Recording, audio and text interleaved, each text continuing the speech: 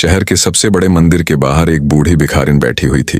उसके कपड़े फटे थे, चेहरा धूल मिट्टी से भरा था और उसकी आंखों में पछतावे के आंसू थे। मंदिर के पुजारी ने उससे पूछा, माँ तुम कौन हो? तुम्हारी ये हालत कैसे हुई? भिखारिन ने कांपती आवाज में कहा, यह मेरी कहानी नहीं बल्कि मेरे कर्मों का परिणाम है।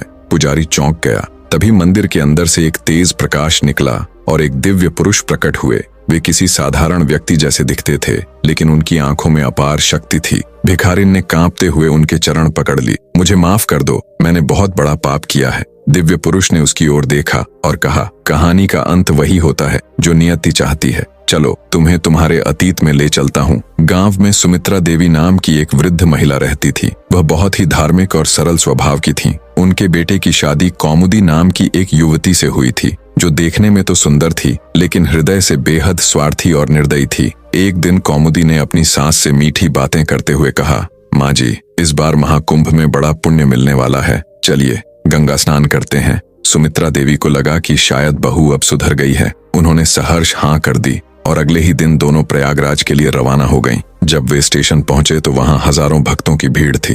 कौमुदी ने उन्हें दिलासा दिया, आप चिंता मत कीजिए, मैं आपके साथ हूँ। वे दोनों गंगा घाट पहुंचे, जहां स्नान करने वालों की भारी भीड़ थी। कौमुदी ने चालाकी से कहा, माँ जी आप गंगा स्नान कर लीजिए, मैं यहीं किनारे पर बैठी हूँ। सुमित्रा देवी को गंगा में स्नान करने से डर लग रहा था, लेकिन बहू के बार बार कहने पर वे पानी में उतर गईं। जैसे ही उन्होंने डुबकी लगाई, कौमुदी चुपचाप वहां से निकल गई और स्टेशन की ओर भाग गई। घर लौटते ही कौमुदी ने राहत की सांस ली। उसे लगा कि अब उसकी समस्या खत्म हो गई है, लेकिन किस्मत को कुछ और ही मंजूर था। इधर सुमित्रा देवी गंगा घाट पर अकेली रह गईं। वे रोने लगीं और भगवान शिव से प्रार्थना करने लगीं। तभी एक साधारण साधु के वेश में भगवान शिव उनके पास पहुंचे और बोले, माता आप क्यों रो रही हैं? सुमित्रा देवी ने रोते हुए कहा, मेरी बहू मुझे इस भीड़ में छोड़कर चली गई, अब मुझे नहीं पता कि मैं कहाँ जाऊं।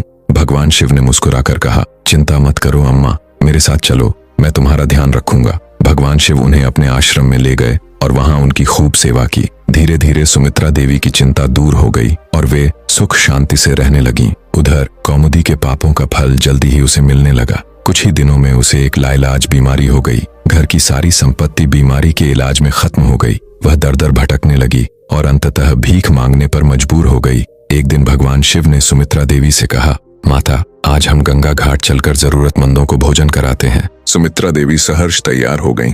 जब वे भिखारियों को भोजन बांट रही थीं, तभी एक जर्जर हालत में बैठी कौमुदी ने उन्हें पहचान लिया।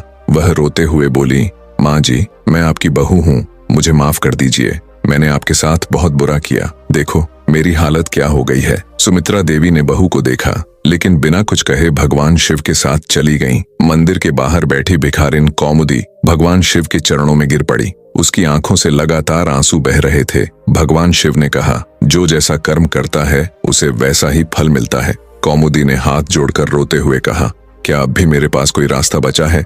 क्या मैं अपने पापों से मुक्त हो सकती हूँ? भगवान शिव मुस्कुराए और बोले, हर किसी को दूसरा मौका मिलता है, लेकिन कुछ गलतियां इतनी बड़ी होती हैं कि उनका बोझ जीवन भर उठाना पड़ता है। तभी मंदिर का घंटा जोर से बजने लगा और भगवान शिव अदृश्य हो गए। कौमुदी ने आकाश की ओर देखा। उसकी आंखों में पश्चाताप था, लेकिन अब बहुत देर हो चुकी थी। धोखा देने वाला व्यक्ति हमेशा अपने कर्मों का फल भुगतता है। जो सच्चे दिल से भक्ति करता है, भगवान खुद उसकी रक्षा करते हैं। जीवन में किए गए कर्मों का हिसाब यही दुनिया देती है। बोलो हर हर महादेव।